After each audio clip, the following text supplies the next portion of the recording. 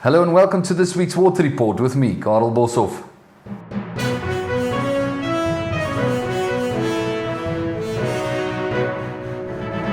Hello and welcome back to this week's Water Report, where we talk about anything and everything regarding Newcastle's water quality and water reticulation system.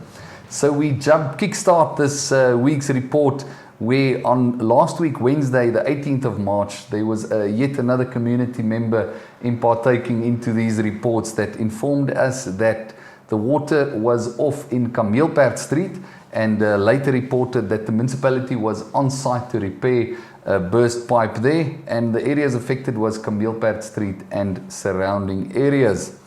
From the same day, there was a report from the municipality regarding a burst pipe on the trunk line from the north down Reservoir, which further impacted the suburbs. That includes Amayuba Park, Mkandu Park, Sunny Ridge, parts of Pioneer Park, and I'm sure if you're staying around there, this was hot on your lips with the extended period that you were sitting without water in that area due to lengthy processes in the repair for that main line.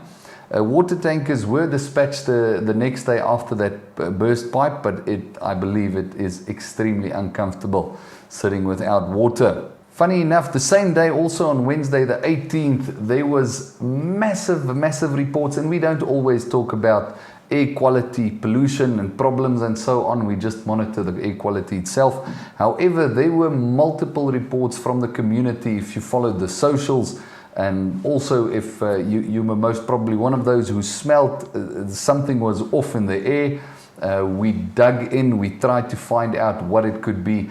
Unfortunately, from what we could find, there were no official reports, but from our investigation with the strong winds that blew, that was most probably coming from the industrial setup in Mpumalanga, more specifically the Highveld power station plants altogether. We checked IQ air. The air quality around there was extremely bad, with red patches, meaning health risk affected areas on the IQ air. And there were spikes up to 120 micrograms per cube on the PM 2.5 readings, with Newcastle sitting at around 18 to 19, where our average for the last few weeks were about 11 to 14. Now, this was quite a scare for us because, well, as we saw the community reaching out from every single part of Newcastle, all around from the east to the west. But it has also brought some rain at least, and with this rain that has subsided of the air pollution also, we welcome that. So carrying on Thursday, the following day, the community member yet again reported of work the municipality was doing on a pipe repair on Elm Street in Arbor Park, but there were no reports of any water that was cut in that area. On Monday, the 23rd of March, Panorama Drive makes our report yet again, and there was a water supply issue in Fernwood due to a burst pipe on Panorama Drive. Needless to say, the community is still unhappy. It's actually chronically unhappy regarding the water and sewage system there, so we hope something happens there quite soon. Then on Monday, the 23rd of March, there was a report by the municipality. I had to take a second look, but it was nice to realize that Newcastle is actually Newcastle. As per their report, the community of Osizweni experienced some water cuts due to low levels in the reservoirs that needed to be checked, and they were reported to be without water for 3 hours. So they said for the community of Newcastle. Anyway, it's not a big surprise to us, with community members of that area actually saying they've been without water so many times. It actually looks like they're getting water shedding.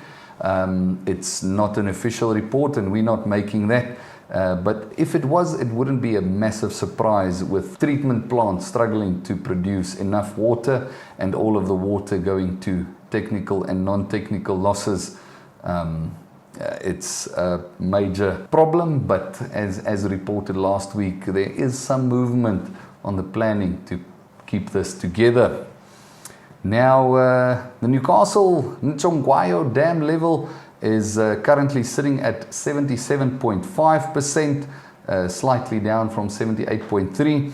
And then approximate, we did mention higher levels of the PM 2.5 air quality readings for Newcastle last Wednesday, but the average is sitting at about 13 micrograms per cube, and this purifier next to me is fluctuating between about the readings between 9 and about 21.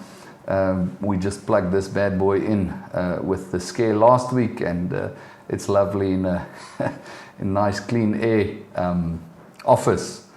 Anyway, what INTEGRIPURE has been busy with, last week we said we did some upgrades to keep up with the capacity of the bioenergy water that we're selling here from 38 Victoria Road, and that is completed, and we are happy with the flow there until we need it yet again, because it is doing very well. This week we are busy with upgrades on our mineralized water, which we also excited about, just to make sure we keep up the proper maintenance to sell exactly what we say we sell, but also to keep up with the growing capacity.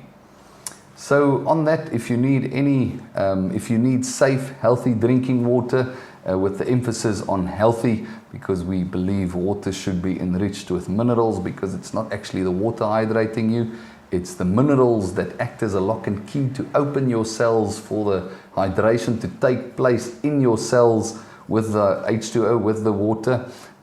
If you need some of that healthy water, we sell it here at 38 Victoria Road, Newcastle, R1.20 a litre, and for the bioenergy water, that's R3 a litre. Be on our point system, you get a hell of a lot of water for free, just so by the way.